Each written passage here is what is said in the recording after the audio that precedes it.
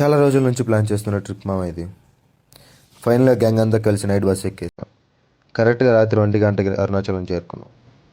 ఆ మిడ్ నైట్లో వెలుగుతున్న ఆ గోపురం చూడగానే బాడీలో ఎక్కలేని ఎనర్జీ వచ్చేసింది.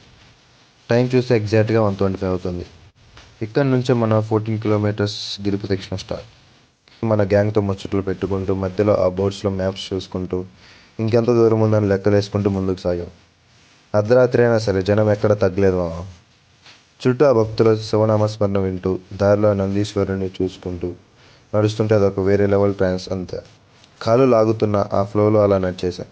ఫైనల్గా ఎర్లీ మార్నింగ్ 5:30 కల్లా సక్సెస్ఫుల్గా గిరి ప్రదక్షిణ కంప్లీట్ చేసేసాం. 14 కిలోమీటర్లు నడిచాం కదా అని రెస్ట్ తీసుకుందాం అనుకోలేదు. వెంటనే దర్శనానికి వెళ్ళిపోయాం.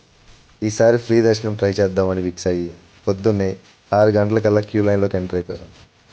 లోపల ఆ రాజస్తంభాలు, వాటి మీద శిల్పాలు చూస్తే అబ్బా ఏమున్నాయి అసలు. మధ్యలో క్యూట్ బుద్ధని నవ్వుతో ఆ టైట్నెస్ కాస్త పోయింది. ఆ స్వర్ణ ధ్వజస్తంభం, గంభీరంగా ఉన్న నందీశ్వరుని చూశాక ఇక దర్శనం ఎప్పుడవుతుందా అని ఒకటే వెయిట్. దర్శనానికి గట్టిగా 5 గంటలు పట్టింది మా. ఉదయం 11 గంటలకి అలా స్వామి దర్శనం కంప్లీట్ చేసుకొని బయటకు వచ్చాం. రాత్రంతా నడిచిన అలుపు, క్యూలో 5 గంటలు నిలబడ్డ నొప్పి, బయటకు రాగానే అరుణాచల కొండని, ఆ గోపురాన్ని చూడగానే మాయమైతే ఎక్కాం. ఈ ఒక్క ట్రిప్ చాలు మామ ఫుల్గా రీఛార్జ్ అవ్వడానికి. మరి మీ దోస్తుల గ్యాంగ్తో అరుణాచలం ట్రిప్ ఎప్పుడు ప్లాన్ చేస్తాం?